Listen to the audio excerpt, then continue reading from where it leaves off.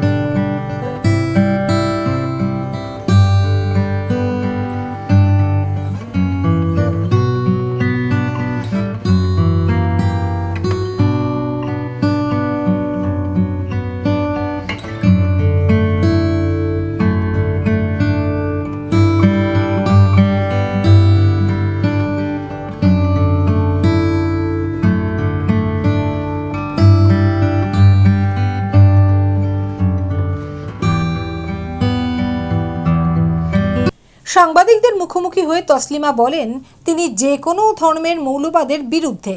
পাশাপাশি সোদপুরে দাঁড়িয়ে তিনি দেশ থেকে বিতাড়িত আর একজন নারী, বাংলাদেশের প্রাক্তন প্রধানমন্ত্রী শেখ হাসিনার পাশে দাঁড়ান। বলেন, হাসিনাকে বাংলাদেশে ফিরে যাবার অনুমতি শুধু নয়, তার দল আওয়ামী লীগকে রাজনীতিতে অংশ নিতে দেওয়া হোক। স্কুল করেছেন, সেই জন্য যারা নারী বিদ্বেষী মুসলিম মৌলবাদী তারা তাকে জায়গা দেয়নি মারা যাওয়ার পর ওখানে কবর দেওয়ার জন্য। তখন রাতের অন্ধকারে এই পানিহাটিতে এসে একজন ওখানে জায়গা দিয়েছিলেন, পানিহাটিতে এসে তার কবর হয়।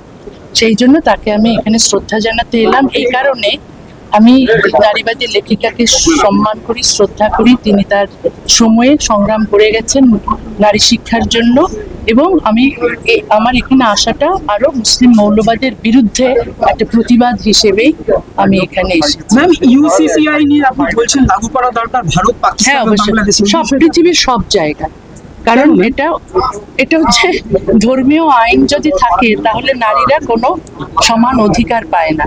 সেজন্য সমান অধিকারের ভিত্তিতে যেন অভিন্ন দেওয়ানি বিধি আইনটা হয়, তাহলে যে ধর্মীয় আইনের কারণে যেখানে মেয়েরা সমান অধিকার পাচ্ছে না সেখানে অভিন্ন দেওয়ানি বিধি হলে সমস্ত উপমহাদেশে নারীরা সমান অধিকার পাবে। বাংলাদেশে হিন্দু নারীরাও কিন্তু ধর্মীয় আইনে আছে, ধর্মীয় আইনের অধীনে সেখানেও তারা কিন্তু সমান অধিকার পায় না, উত্তরাধিকার পায় না। তারপর তাদের নানা রকম বৈষম্য আছে, সমস্ত বৈষম্য ঘুচে যাবে যদি অভিন্ন দেওয়ানি বিধি আসে। পৃথিবীর প্রতিটি সভ্য দেশে অভিন্ন দেওয়ানি বিধি আছে, কোনো আইন ধর্মীয় ভিত্তিতে হয় না। সমস্ত পারিবারিক বা এই ব্যক্তিগত আইনগুলো মানে ধর্মীয় আইন নেই ওখানে সমানাধিকারের ভিত্তিতে আইন আছে। এই জন্য শুধু উপমহাদেশের নয়, সমস্ত পৃথিবীর জন্যই সভ্য হওয়ার জন্য, সমাজকে সভ্য করার জন্য, নারীর সমান অধিকারের জন্য, মানবাধিকারের জন্য অভিন্ন দেওয়ানি বিধি আনতেই হবে। বাংলাদেশে যদি শেখ হাসিনা ফিরে আসে তাহলে পরিস্থিতি কি জটিল হতে পারে? পরিস্থিতি কি হবে সেটা তো আমি জানি না, তবে আমি গণতন্ত্রে বিশ্বাস করি। শেখ হাসিনার পার্টির ওপর যে নিষেধাজ্ঞা আছে সেই নিষেধাজ্ঞা তুলে দেওয়া হোক এবং তাকে রাজনীতি করতে দেওয়া হোক। এই নিষেধাজ্ঞা উঠে যাক এবং মানে সব রাজনৈতিক দলই রাজনীতি করার অধিকার পাক এবং শেখ হাসিনা ফিরে যান, এটা আমি চাই। তবে ধর্মীয় রাজনীতির বিপক্ষে আমি, ধর্মভিত্তিক রাজনীতি এটা সত্যিকারের মানে ভালো রাজনীতি নয়, কারণ এই রাজনীতি অলওয়েজ নারী বিদ্বেষী রাজনীতি। সুতরাং জামাতে ইসলামী রাজনীতি যদি নিষিদ্ধ হয় তাহলে আমি আপত্তি করব না, কারণ তারা শরিয়া আইন চায়, তারা নারী বিরোধী আইন চায়। তারা যদি ক্ষমতায় আসে, তারা যদি রাজনীতি করার অধিকার পায়, তাহলে সংখ্যালঘুদের কোনো অধিকার থাকবে না বাঁচার, কোনো নারীর কোনো অধিকার থাকবে না। সমান অধিকার তো পাবেই না, ন্যূনতম অধিকারও তারা পাবে। দেশে ফেরার পরিকল্পনা আছে? দেশে ফেরা আমার তো পরিকল্পনা সারাক্ষণই থাকে, কিন্তু আমাকে তো ফিরতে দেয় না।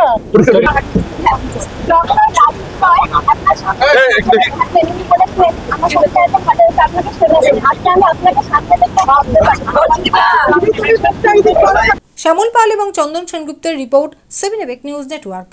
আরও বিভিন্ন খবরের আপডেট জানতে হলে অবশ্যই সাবস্ক্রাইব করুন 7 এবেক নিউজ নেটওয়ার্ক চ্যানেলটি, কারণ আপনাদের একটা সাবস্ক্রিপশন আমাদের কাছে অত্যন্ত মূল্যবান। পাশাপাশি অবশ্যই ফলো করুন আমাদের হোয়াটসঅ্যাপ চ্যানেলটিও। জয় হিন্দ।